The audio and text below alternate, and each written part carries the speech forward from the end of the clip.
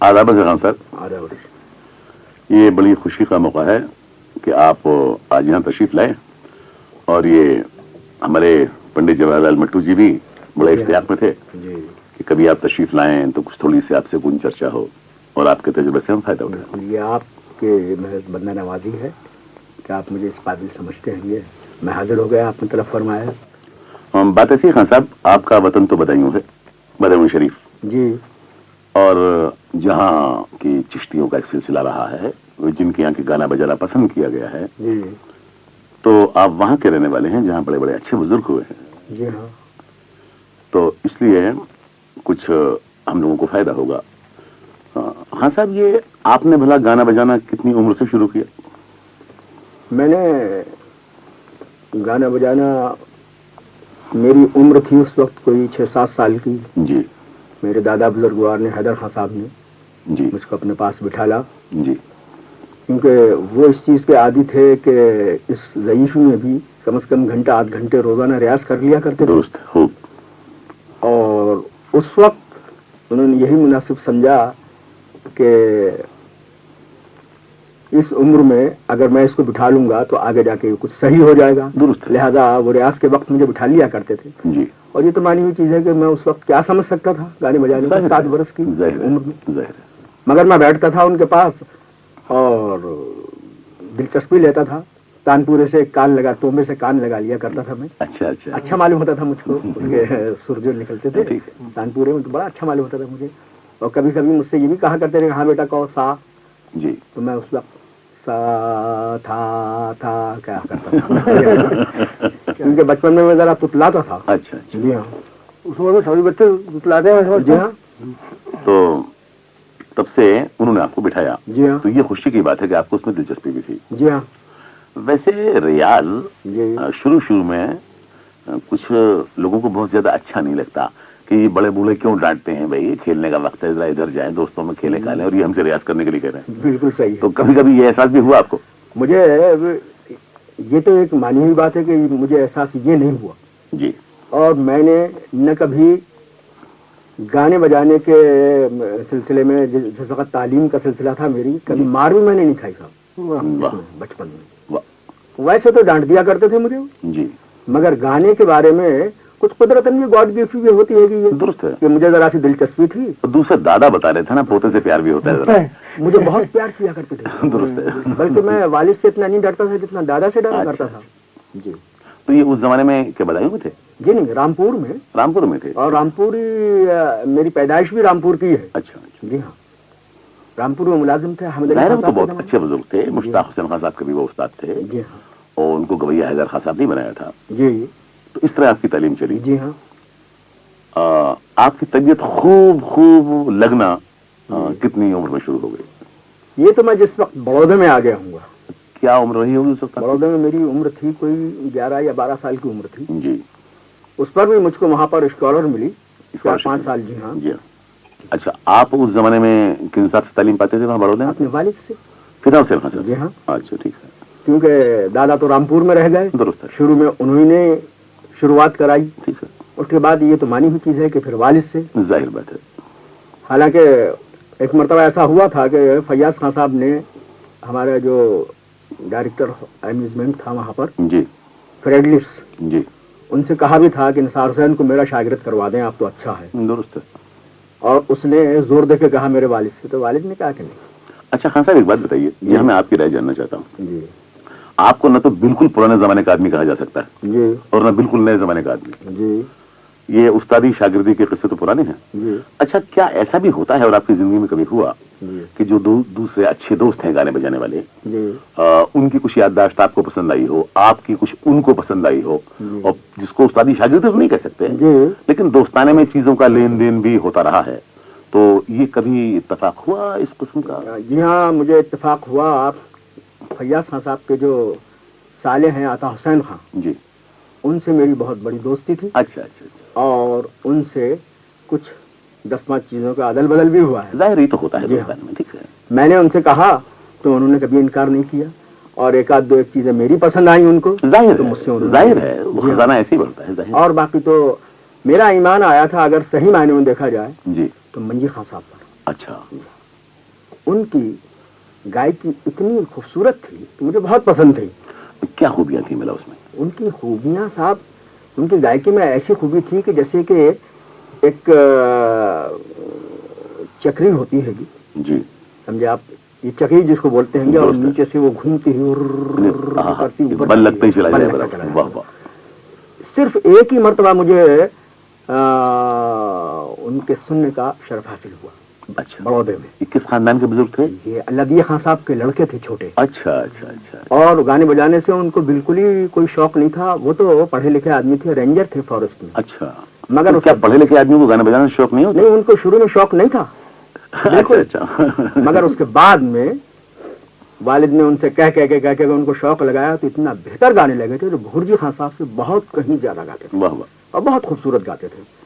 سن 25 میں وہ شاید دہلی میں بھی آئے تھے، میں بھی آیا تھا بڑودے سے. لیکن خان صاحب، مجھے تو یعنی آپ کی طبیعت پر داد دینے کی خواہش ہوتی ہے.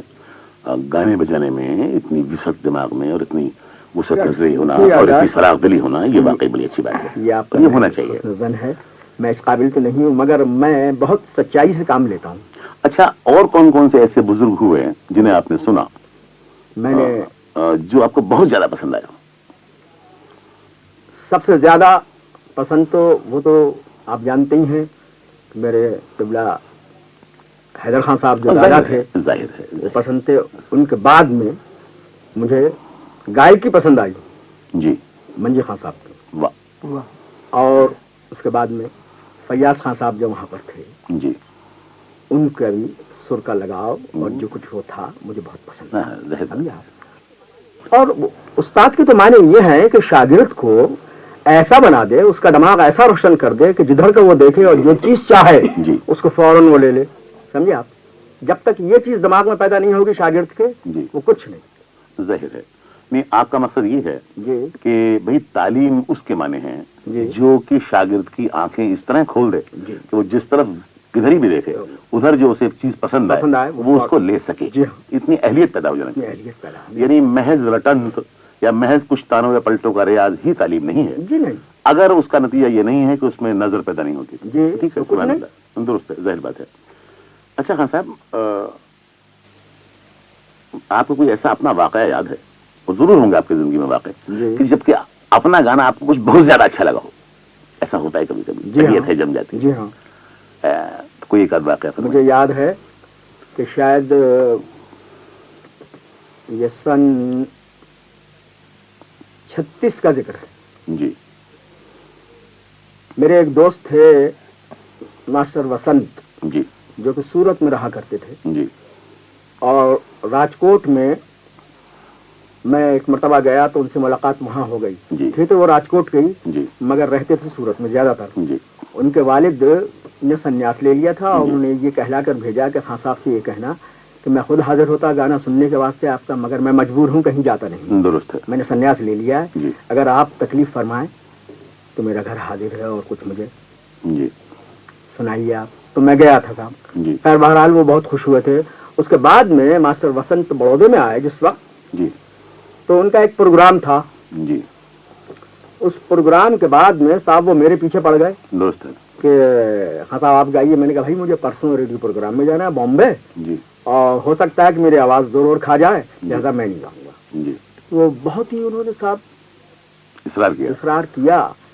میں مجبور ہو گیا. جی، خیر میں گایا، اور میں گایا تو نہ میں نے کیا گایا تھا. میں اس کے بعد میں نے بسنت شروع کی. جی، اور بسنت میں سبد سنائے کویلیا جی، کیسے کر آوے نیندریا، جی، یہ چیز تھی. جی، تو میں نہیں عرض کر سکتا کہ کیا وہ وقت تھا اور کون سا ایٹماسفیئر تھا وہ، جی، کہ صرف بلمپت تھی اور ریا لگ رہی تھی، جی، مگر اور کوئی تانے وغیرہ بل پھند کچھ نہیں تھا. کچھ نہیں، چین کا مگر معاملہ. چین کا معاملہ تھا. مگر یہ معلوم ہوتا تھا کہ جیسے کوئی دل کے اندر برما رہا ہے. سبحان اللہ.